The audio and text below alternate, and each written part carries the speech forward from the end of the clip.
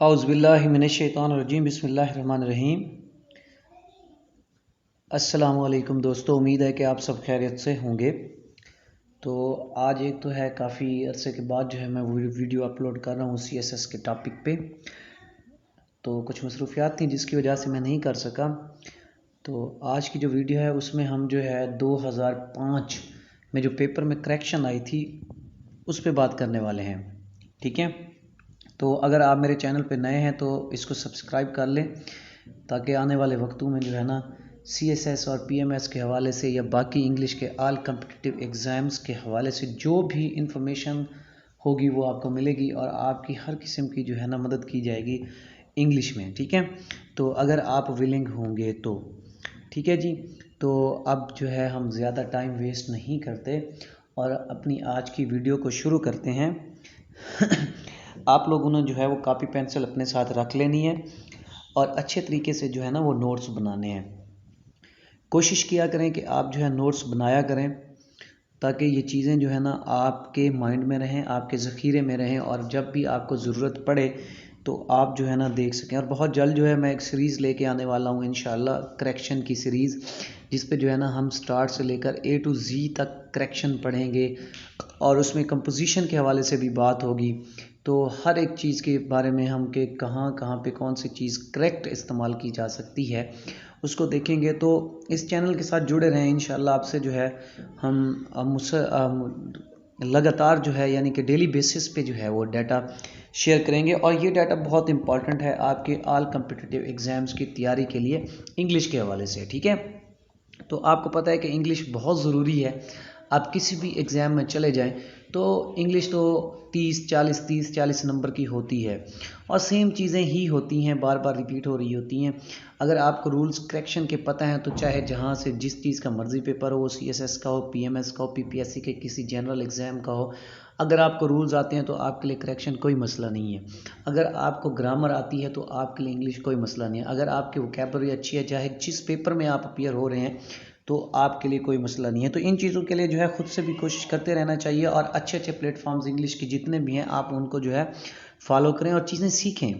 ठीक है, तो अब मेरे ख्याल में हमारी वीडियो जो है वो बहुत लंबी होने वाली है, लेकिन मैं उसको शॉर्ट करता हूँ, अपने मौजू की तरफ आता हूँ। तो देखिए, हमारे पास जो हमारा पहला सेंटेंस है वो है what does a patient tell a doctor, it is confidential. ठीक है, what does a patient tell a doctor, it is confidential. ठीक हो गया जी। अब ज़रा गौर करें, हमारे पास जो है सब्जेक्ट ढूंढते हैं इसमें, तो हमारा जो सब्जेक्ट है वो है व्हाट, कि जो कुछ एक मरीज़ जो है वो डॉक्टर को बताता है वो राज वाली बात है। अब देखें, एक सेंटेंस, किसी भी सिंगल सेंटेंस में जो है हम सब्जेक्ट को दोबारा रिपीट नहीं करते होते, बल्कि हम एक दफ़ा ही सब्जेक्ट दे देते हैं। अगर हम इसमें देखें तो इस व्हाट को जो है ये इट मॉडिफाई कर रहा है, यानी कि एक सब्जेक्ट हमारे पास ये है, दोबारा ये सब्जेक्ट यहाँ पर दूसरी शक्ल में क्या हो रहा है, रिपीट हो रहा है। तो हम सिंगल सेंटेंस में जो है सब्जेक्ट को दूसरी दफ़ा रिपीट नहीं करते, तो इसलिए जो है हमें ये जो सेकंड सब्जेक्ट है जो उसको मॉडिफाई कर रहा है इसको काटना पड़ेगा, इसको ओमिट कर दें इस इट को। तो ये हमारे पास बनेगा what does a patient tell a doctor is confidential. What does a patient tell a doctor is confidential. अब हमारा ये सेंटेंस जो है करेक्ट हो गया है। ठीक हो गया जी। तो अपने नेक्स्ट सेंटेंस की तरफ आते हैं। ये है जी हमारे पास, it is a fact that I almost drowned makes me very careful about water safety whenever I go swimming. ठीक है जी। तो इसको आपने बड़े गौर से देखना है। ग्रामेटिकली इसमें 3 मिस्टेक्स हैं, मैं वो आपको समझाता हूँ वन बाय वन। देखें, फिर बात है हमारे पास वर्ब, देखें वर्ब आ रहा है मेक्स मी, यानी कि हमारे पास वर्ब आ रहा है कॉजेटिव वर्ब। तो कॉजेटिव वर्ब के लिए जो है एक प्रॉपर जो है हमारे पास सब्जेक्ट होना चाहिए। यहाँ पे सब्जेक्ट है it is a fact that I almost. अगर हम इसको दैट आई ऑलमोस्ट ड्राउंड को ख़त्म कर देते हैं 1 मिनट के लिए, दैट आई ऑलमोस्ट ड्राउंड, अब देखें, it is a fact makes me very careful. क्या ये सेंटेंस आपकी समझ से ठीक हो रहा है?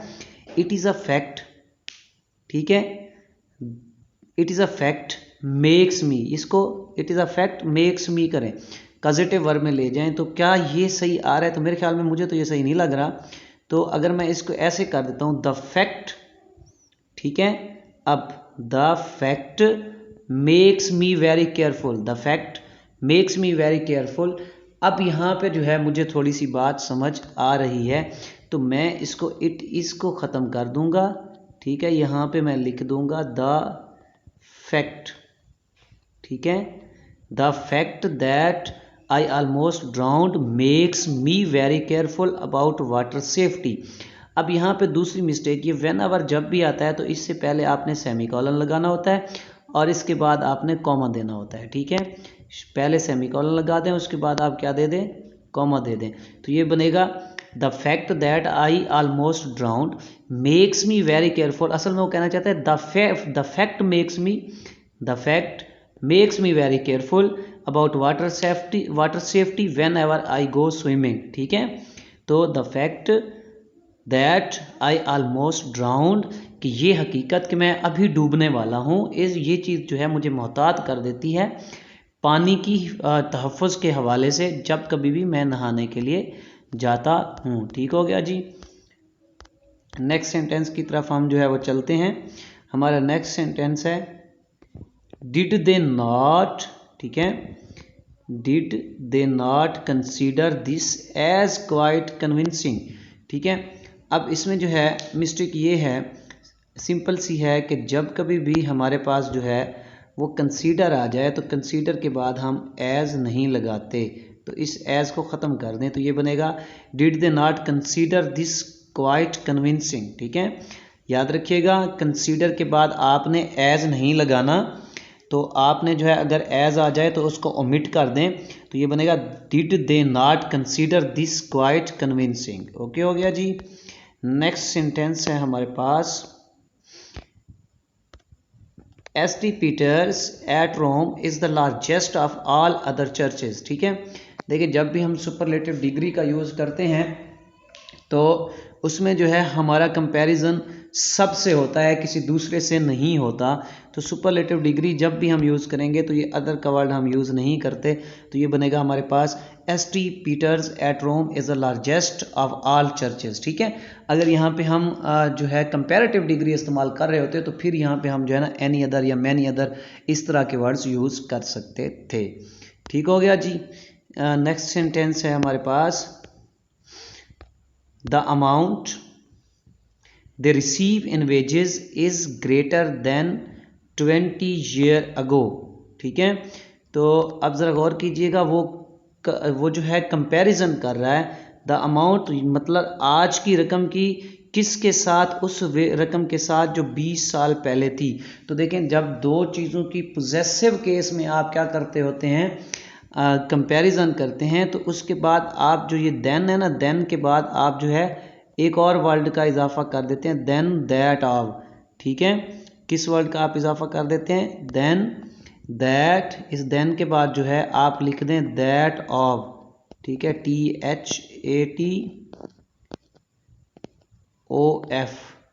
ऑफ। तो अब ये बनेगा the amount they receive in wages is greater then that of 20 years ago, ठीक है। The amount they receive in wages is greater then that of 20 years ago. तो इस तरह से जो है ये करेक्ट हो जाएगा। ठीक हो गया जी। नेक्स्ट सेंटेंस की तरफ हम चलते हैं। हमारा नेक्स्ट सेंटेंस है दे succeeded without hardly making any effort, ठीक है।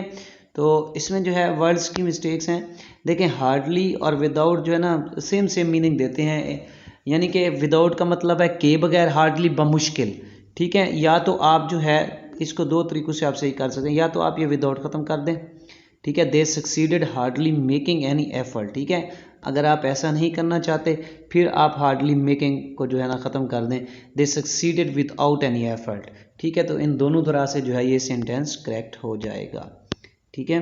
तो अब जो है हमारा नेक्स्ट है वो है what ever have you done, ठीक है। असल में यहाँ पे जो है वो क्वेश्चन कर रहा है, तो क्वेश्चन में आपको पता है कि वट एवर यूज़ नहीं होता, वट यूज़ होता है, वट हैव यू डन, और यहाँ पे जो है एक्सक्लेमेशन साइन को ख़त्म करके आपने क्वेश्चन मार्क लगा देना है, तो ये बनेगा व्हाट हैव यू डन। ये बहुत सिंपल था। तो नेक्स्ट जो है ये हमारा लास्ट सेंटेंस है सॉरी। तो इसको जो है हम बड़े गौर से देखते हैं। ये है तो officers were given places according to their respective rank. ठीक है, तो ये सेंटेंस जो है ना इसमें एक वर्ड इजाफी लगा दिया इसने। असल में यह the officers were given places according to their rank. यहाँ पे रिस्पेक्टिव की जो है वो ज़रूरत नहीं है, तो आप इस रिस्पेक्टिव को काट दें, क्योंकि कोई कंपैरिजन नहीं हो रहा। अगर कंपैरिजन होता तो फिर हम जो है ना रिस्पेक्टिव जो है वो लगाते। तो सिंपल है, the officers were given places according to their ranks. ठीक है, तो ये थी आज की हमारी वीडियो। उम्मीद है कि आपको अच्छे तरीके से समझ आ गई होगी। अगर कोई मसला है तो आप मुझसे कांटेक्ट ज़रूर किया करें, और हम एक्सरसाइजेस भी स्टार्ट कर देंगे अगर आप लोग इंटरेस्टेड हुए तो।